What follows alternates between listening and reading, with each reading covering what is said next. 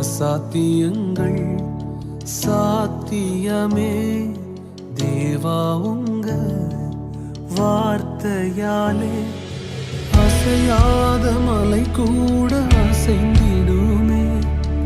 அமராத புயல் கூட அமர்ந்திடுமே. அசையாத மலை கூட அசைந்திடுமே. அமராத புயல் கூட அமர்ந்திடுமே.